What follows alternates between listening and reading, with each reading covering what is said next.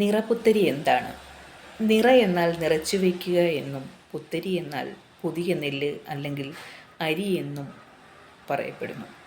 അതായത് പുതുതായി കൊയ്തെടുത്ത നെൽക്കതിരുകൾ ക്ഷേത്രത്തിലേക്ക് കൊണ്ടുവന്ന് ഈശ്വരന് സമർപ്പിച്ച് അനുഗ്രഹം നേടുന്ന ചടങ്ങാണ് നിറപുത്തരി. നിറപുത്തരിയുടെ ഉത്ഭവം പ്രാചീന കേരളത്തിലെ കാർഷിക സംസ്കൃതിയുമായി അലിഞ്ഞു ചേർന്നിരിക്കുന്നു.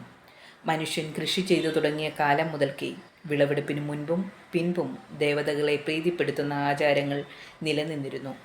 സമൃദ്ധമായ വിളവിന് പ്രകൃതിയും ദേവതകൾക്കും നന്ദി അർപ്പിക്കുക എന്നതായിരുന്നു ഇതിൻ്റെ മുഖ്യ ലക്ഷ്യം.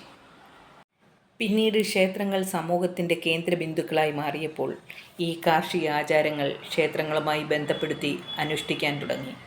അങ്ങനെയാണ് നിറപുത്തരി ഒരു ക്ഷേത്രാചാരമായി മാറിയത്. മഴയെയും വെയിലിനെയും ആശ്രയിച്ച് കൃഷി ചെയ്തിരുന്ന പഴയ കാലത്ത് നല്ല വിളവ് ലഭിക്കുന്നത് ഈശ്വരാനുഗ്രഹമായി കണ്ടിരുന്നു. അതുകൊണ്ട് ആദ്യത്തെ വിളവ് ഈശ്വരന് സമർപ്പിക്കുന്നത് ഒരു പുണ്യകർമ്മമായി കണക്കാക്കപ്പെട്ടു. ഈ ആചാരം നടത്തപ്പെടുന്നത് കർക്കിടക മാസത്തിലോ ചിങ്ങമാസത്തിലോ ആണ് സാധാരണയായി നിറപുത്തരി ആചരിക്കുന്നത്.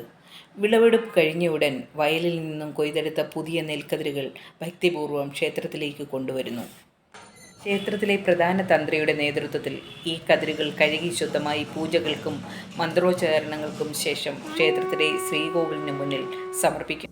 നെൽക്കതിരുകൾ വാഴയിലയിലോ മറ്റു ശുദ്ധമായ ഇലകളിലോ വെച്ച് കളഭം, ചന്ദനം, പുഷ്പങ്ങൾ എന്നിവ കൊണ്ട് അലങ്കരിച്ച് വിളക്കുകൾ കൊളുത്തിവെച്ച് പൂജിക്കുന്നു. തുടർന്ന് ഈ നെൽക്കതിരുകൾ ദേവന് സമർപ്പിക്കുകയും പ്രസാദമായി ഭക്തർക്ക് വിതരണം ചെയ്യുകയും ചെയ്യുന്നു.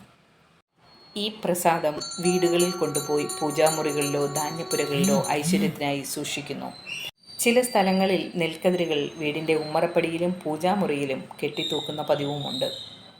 അപ്പോൾ തീർച്ചയായിട്ടും ഐശ്വര്യത്തിനും സമ്പൽ സമൃദ്ധിക്കും വേണ്ടി എല്ലാ ഭക്തരും ക്ഷേത്രങ്ങളിൽ പോയി നെൽക്കതിർ വാങ്ങി ഭവനങ്ങളിലേക്ക് കൊണ്ടുപോയി സൂക്ഷിക്കുക.